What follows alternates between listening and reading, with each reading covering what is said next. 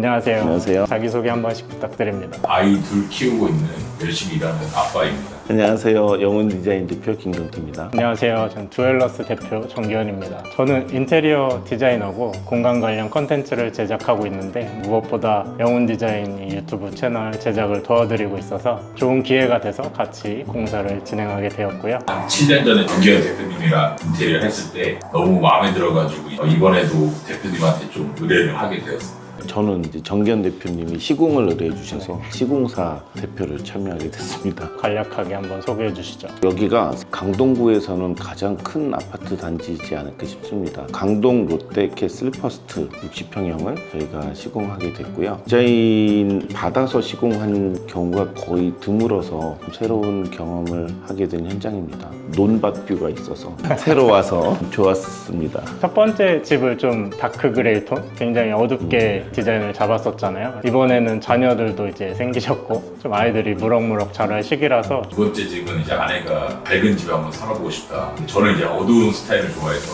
제 공간만큼은 좀 어둡게 해달라 타협을 받고 밝은 집에서 처음 살아보는데 너무 이쁘게 잘 된 것 같습니다. 아늑했으면 하는 바람이 있어서 전체적으로 밝은 아이보리 톤이랑 밝은 오크색 우드를 메인 톤으로 잡고 조명이나 가구 이런 부분에 블랙으로 좀 포인트를 줬고요. 시공 쪽에서는 전체적으로 어떤 부분에 좀 신경을 많이 쓰셨을까요? 디자인 파트에 뭔가 깨트리기가 조심스러워서 자문을 잘 구하고 했던 파트인데 좀 더 넓고 높고 시원하게 하려고 노력을 했었고요. 레이아웃에 좀 변화를 제안을 드리기도 했었습니다. 특히 기대했던 공간이 있을까요? 제 방 화장실이 제일 기대가 됐었고 현관에 세면대도 좀 추천을 해주셔서 이제 그런 부분들 좀 기대가 됐고 전반적으로 사실 뭐 다 마음에 듭니다. 지금은 사실 잘 생각이 안 나지만 주방이랑 이제 다이닝룸의 위치가 반대였었잖아요. 뒤바꾼 게 소파에서 보이는 뷰에 있어서 가장 드라마틱한 변화라고 생각을 하는데 시공상에 있어서는 좀 어떤 과정들이 필요했을까요?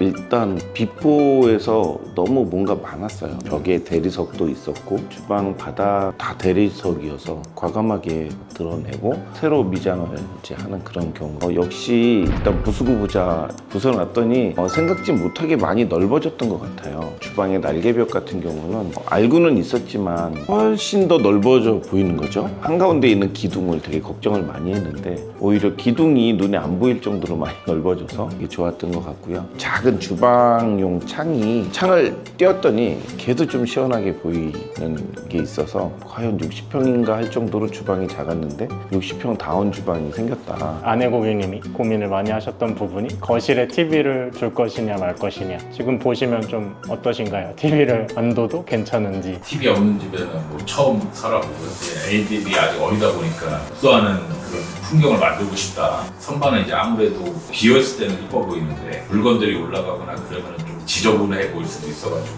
말씀을 드려봤는데 장 형태로 제안을 주셔가지고 너무 잘 나온 것 같습니다. 소파 쪽을 아내 고객님이 모듈형으로 이렇게 둥글게 대화할 수 있게 놓는 걸 원하셨어요. 구조가 그 정도 폭까지는 나오지는 않아서 이 수증기 벽난로를 가운데 두면서 좀 저걸로 아늑한 분위기를 만들어보자 이렇게 풀어나갔던 것 같습니다. 저희가 실측을 하기 전부터 좀 고민을 했었던 게 이제 엘리베이터였었잖아요. 화물형이 따로 없고 개인 일반 엘리베이터만 하나가 있고 또 층수도 높아서 양중을 어떻게 해결하셨는지. 양중은 용역으로 해주시는 분이 계셔서 눈 감고 돈으로 떼었고 이제 쓰레기를 버리는 과정인데요. 이 큰 평수의 장점은 한 방에다가 다 모아놓는 거죠. 타일, 목재, 하루 날을 잡아서 한 엘리베이터를 가장 사용 빈도가 적은 10시부터 2시 사이 빼내가는 과정들이 공정상의 계획을 좀 잘 세우면 엘리베이터가 하나여도 무난하게 갈 수 있지 않을까. 3m 20의 큰 세라믹이 몇 장이 들어와야 되는 그런 현장이어서 우인지라는 차량용 양중 기계가 있어요. 샤시 양중하는 날 초반에 그 세라믹을 가져다가 놨다가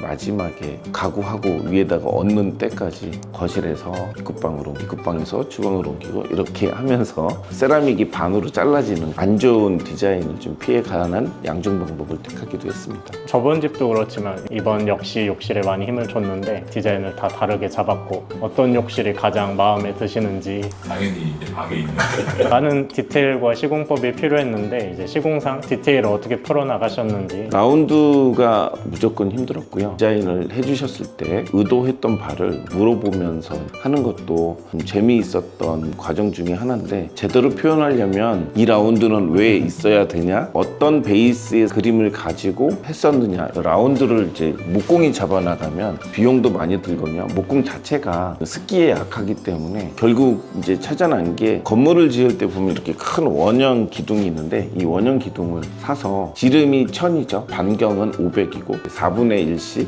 나누고 그걸 이용해서 했었고요. 이거보다 좀 더 힘들었던 거는 제가 보지 못했던 샤워기. 모양은 예쁜데 시공이 만만치 않더라고요. 고민을 해서 시공했던 것도 재밌었던 부분 중에 하나고, 그 라운드에서 샤워할 때 발이 트렌치에 닿지 않게 그 앞에서 많이 이렇게 서보고, 100에 100짜리 그런 작은 걸로 해서 배수의 위치를 잡은 것도 트렌디한 욕실의 또 재미였다고 볼 수 있겠습니다. 양변기의 이제 컬러도 좀 블랙으로 한번 가보고 싶다. 모든 거 어쨌든 다 처음인 것 같아요. 변기도 검은 색깔의 아메리칸. 저번에 여기 정리하다가 앉아보니까 음악이 나오더라고요, 변기에서. 저절로 열리고 음악 나오고 요새. 확실히 비싼 게 좋구나. 안방 쪽 한번 얘기해보면 호텔식으로 대칭형으로 디자인을 잡아서 제안을 드렸던 것 같아요. 너무 아늑하고, 원래 이불도 흰색을 안 썼는데 여기는 흰색을 안 쓰면 안 되겠더라고요. 톤이나 가구의 배치나 이런 거 너무 잘 나와서 곳곳에 블랙 포인트를 준 게 또 너무 좋았던 것 같습니다. 층고에 대한 고민들을 했던 것 같아요. 대표님께서 층고를 좀 화끈하게 높여보자. 아무래도 비용이 이제 관계된 부분이다 보니까 고민이 많았던 것 같은데, 지금 보시니까 어떻게 비용 투자한 보람이 있으신가요? 투자한 보람이 있고, 방은 층고를 안 높였다 보니까 방에 있다 거실에 나오면 딱 확연하게 느껴지더라고요. 올리긴 잘했다. 몇 센치 정도가 올라간 거죠? 6cm. 그래서 사실 6cm라고 들었을 때 이것밖에 안 올라? 약간 이랬거든요. 6cm여도 많은 차이가 있다. 2m 30과 2m 36cm는 엄청난 차이가. 추천한다. 추천합니다. 이제 실측하러 왔을 때 디자인이 굉장히 많이 들어간 집이었잖아요. 뭐 이쪽 부분에 대리석은 한번 살려보는 게 어떨까 이런 고민도 했었던 것 같아요. 비용을 생각했을 때 기존에 있던 마감재들도 고급 마감재들이다 보니까 우드를 살려볼까라는 이제 생각을 했는데, 이제 점점 미팅을 하다 보니 이제 욕심이 생기고 전체 철거를 하게 됐고, 결론적으로는 부분 공사를 하는 분도 있겠지만 확실하게 분위기 바꾸기에는 이제 전체 리모델링이 맞지 않나. 근데 너무 작은 거예요. 그러니까 뭐 한쪽이 한 10cm, 반대편 벽이 10cm 없앨 생각하니까 그냥 확 넓어지는 게, 그냥 부셔야 되겠다. 뭐 청구 안 했습니다. 되게 만족스럽게 넓어져서 아주 좋았습니다. 제 입장에서는 거의 신축 설계하듯이 했던 것 같아요. 골조만 남기고 전체를 다 털었으니까. 저는 이 설계도를 현장에서 그리다시피 해가지고 하는 편인데, 이미 설계가 나와 있어서 모든 게 편했습니다. 저희가 이번에 조금 달랐던 점이 스타일링을 처음부터 염두에 두고 디자인을 잡았던 것 같은데, 가구들이 아직 다 들어오지는 않았지만 조언을 해주신다면. 스타일링이 굉장히 중요한 것 같고요. 제일 먼저 그런 게 소파였는데 패브릭을 아예 생각도 안 했거든요. 결국에는 대표님이랑 얘기를 하다가 이런 방향도 좋을 것 같다 이렇게 제안을 받아서 한 진짜 수십 개는 본 것 같아요. 스타일링을 받으면서 지금 무드랑 같이 이렇게 가구를 맞춰가서 해야지만 좀 언밸런스가 안 나는 것 같고, 뭐든지 구매할 때 저는 다 물어보고 샀거든요. 한번 해봤다 보니까 또 제 성향을 너무 잘 알아주시고, 또 아내가 또 얘기한 그런 따뜻한 무드 잘 맞게 가구를 다 잘 세팅해 주신 것 같아요. 식탁도 엄청 고민을 많이 했었고, 집이 우드톤인데 식탁까지 우드면 또 다 모든 게 우드지 않을까, 또 이런 고민도 많이 했었고, 추천해 주신 걸로 이제 했는데 의자에 블랙 포인트와 너무 잘 어울려서 스타일링은 정말 중요한 것 같습니다. 좀 감사했던 게, 이제 숙제를 내드리면 또 주말에 막 부지런하게 다 가서 확인을 해주시고, 디자인 입장에서 스타일링을 같이 진행을 하면 좋은 게 배경을 조금 더 담백하게 잡을 수 있는 것 같아요. 이 자리에 디자인 가구들이 들어온다는 확신이 있으니까 나머지 배경은 감도를 좀 잔잔하게 잡을 수 있는 게 장점인 것 같습니다. 굉장한 취미가 있으시잖아요. 다른 집에서는 좀 보기 힘든. 저는 이제 어렸을 때부터 동물 키우거나 이런 걸 좋아해서 지금은 애완 거북이를 좀 키우고 있고, 집을 알아보는 중에 여기가 또 화장실이 또 한 개가 더 있다 그래서 고민도 안 하고 여기를 밀어붙이기도 했습니다. 인테리어 미팅할 때부터 계속 말씀을 드렸고, 너무 자리도 잘 잡혀 있고 화장실에 급수도 있고 배수도 있고 잘 된 것 같습니다. 첫 번째는 수조가 식탁 근처에 있지 않았어요? 원래는 한 개를 더 가져오신다고 하셔서 대표님이 안 된다고 이리저리 배치를 해보다가 도저히 이거 처분하고 왔습니다. 동선상으로는 너무 잘 없앤 것 같습니다. 맞아요. 한국 사람들이 그렇게 취향이 명확한 경우도 좀 드문 것 같아요. 자기만의 취향을 이런 집 공간에 담아낸다는 거에 대한 의미? 인테리어의 묘미라고 할 수 있죠. 그냥 평범하게 사는 삶이 아니라 평소에 하고 싶었던 내용들을 반영해서 구조를 잡아내고 내가 즐거워하는 일들이 눈앞에서 펼쳐지는 것이 진정한 인테리어가 아닌가. 일반 공사랑 하이엔드 공사랑 뭐 다른 점이 있을까? 거의 비슷한데 마감 작업이 좀 더 길어집니다. 한 번 한 것도 다시 한 번 하게 되고 레이아웃을 잡을 때도 손이 좀 많이 가는 디테일들을 반영한 레이아웃. 예를 들면 혼발을 한다면 정수기도 들어가고 와인 냉장고도 들어가고 여러 가지가 다 들어가는 거죠. 그러면서 눈에 안 띄어야 돼요. 얘네들이 거슬리는 것들이 없어야 되는 거죠. 저는 블랙이 어디 있는지 잘 보이지가 않는 거죠. 근데 곳곳에 또 찾아보면 블랙이 있어요. 디테일상으로 좀 반영이 되게끔 오래 전부터 계획을 잡아놓는 거죠. 감리하시면서 이거는 아닌데요. 스위치가 유광으로 설치를 했는데 무광입니다. 이렇게 해서 전체 스위치를 꽤 많은 돈을 들여서 이제 바꿨는데 이런 부분이 사실 마감 파트에서 반영이 되는 거죠. 미세한 부분까지도 하나의 체크 포인트가 될 수 있다. 같은 조명을 썼는데 왜 감도가 틀리냐. 감도가 틀려진 거를 발견하고 이걸 어떻게 맞췄으면 좋겠나. 마감 때 좀 더 긴 시간을 갖고 고민을 했을 때 그런 것들이 하이엔드와 일반 공사의 차이점이지 않을까. 결국은 하이엔드는 돈이 더 많이 들어가겠죠. 좀 얼마나 세심하게 성향을 끌어낼 수 있느냐? 디자이너는 고객분의 성향, 라이프 스타일을 최대한 끌어내서 디자인에 녹여내야 되는 거고 시공회사는 디자인의 의도를 최대한 현장에서 끌어낼 수 있어야 되는 것 같아요. 작업팀은 현장 소장의 의도를 좀 파악을 해서 그 생각만큼 만들어낼 수 있는지 그게 잘 돌아가야 그게 하이엔드지 않나 생각을 합니다. 현장 소장님이 가장 높은 기술력을 갖고 있다고 봐야 되는데 현장 소장님이 많이 일을 해야 된다고 생각합니다. 면과 면이 만나는, 선과 선이 만나는 그런 부분들에 대해서 고민을 많이 해야 될 것 같아요. 설계 의도에 맞는 부분인지 계속 생각해야 되고 도면을 보면서 샵이죠.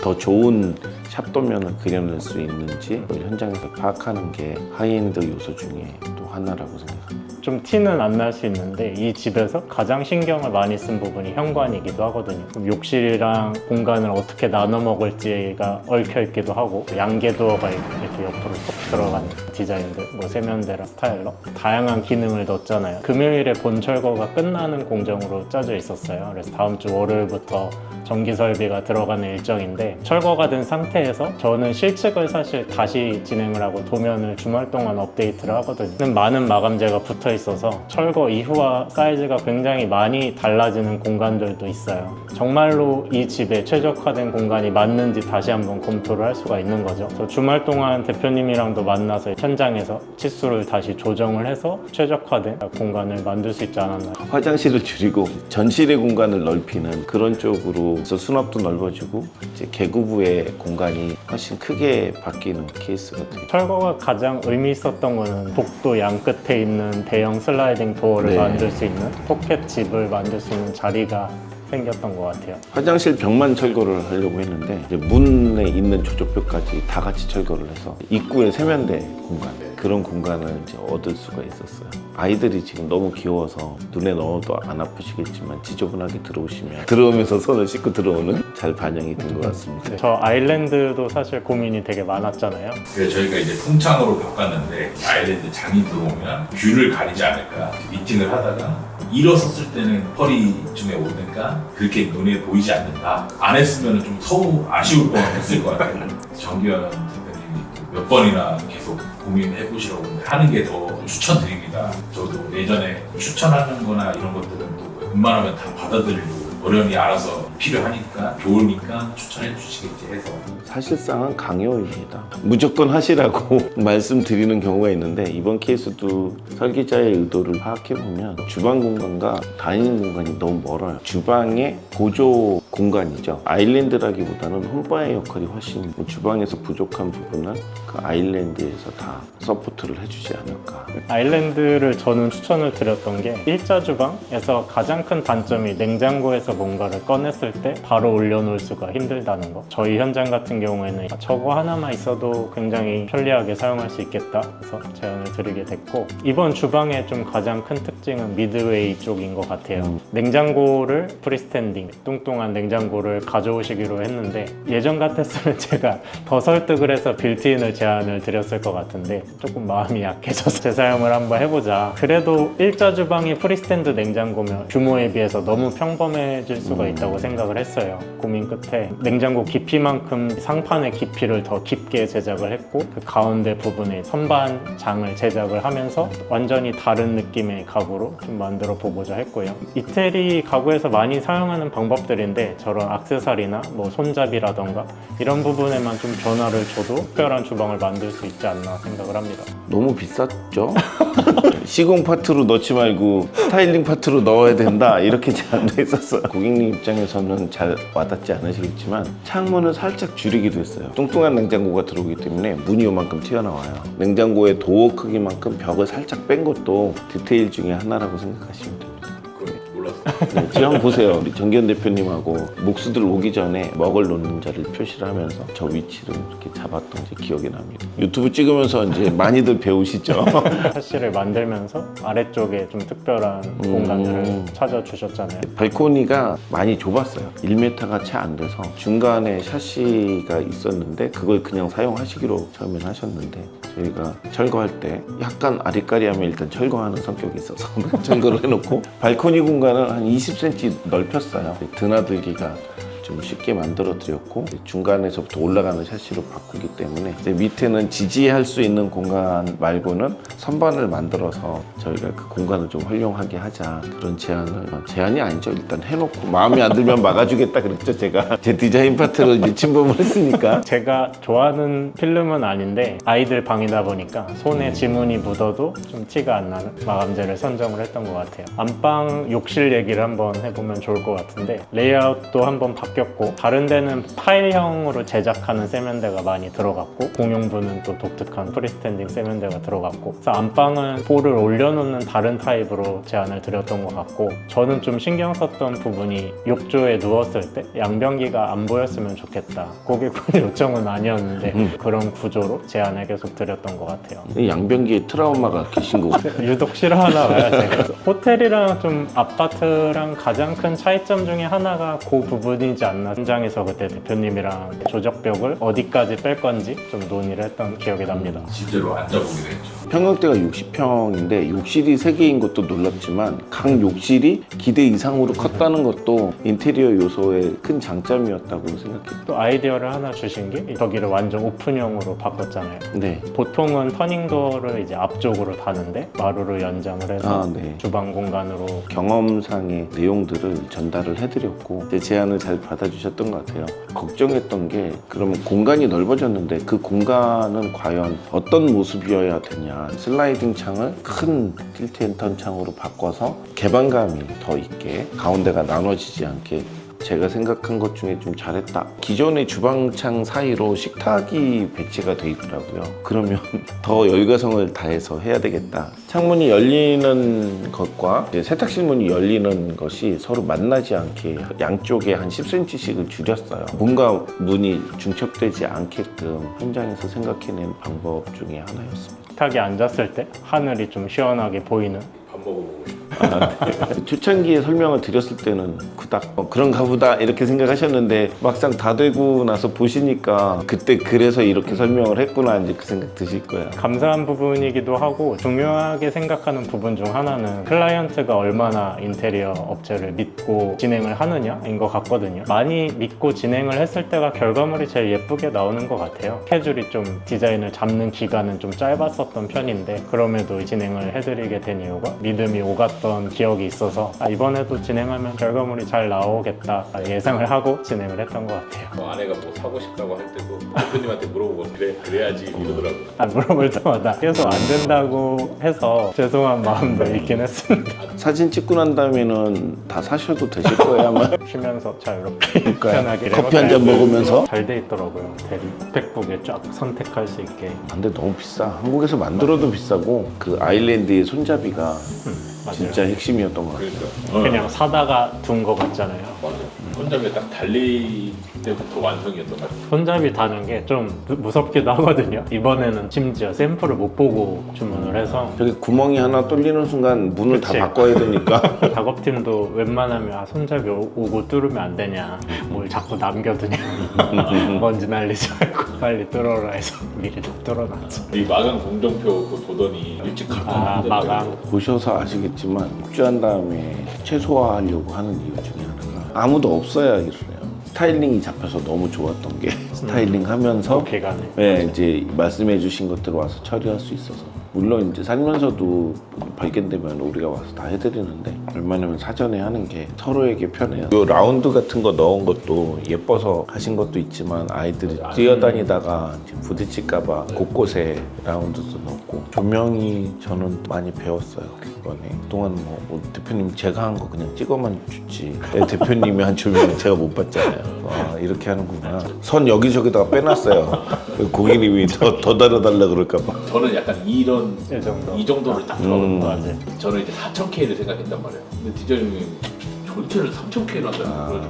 너무 노란빛 나는 거 아니에요? 네, 진짜 하이엔드 쪽으로 가면 갈수록 3000K를 많이 써요. 얘는 어차피 다 밝아서 붉은색이 비쳐도 막 어둡지 않더라고요. 그래서 유튜브 찾아봤죠. 3,500K, 4,000K 했는데 근데 영상으로 봐도 사실 체감하기가 힘들어요. 모니터마다 보이는 것도 다르고 진짜 공사를 해보고 아, 이게 좋다 아니면 이거는 망했다 이런 걸 몇 번 해봐야 저 이게 참 마음에 들어요. 반사각이 블랙이 네. 분명 제작 공장에다가 주문을 해서 하겠다. 우리만 만들어주는 거라고. 저는 블랙이 잘 안 보여요. 눈에 확 띄는 게 포인트가 아니라 같이 묻어가는 게 되게 중요한 것 같아요. 하이엔드가 이런 게 하이엔드다. 예쁘게 안 나오잖아요.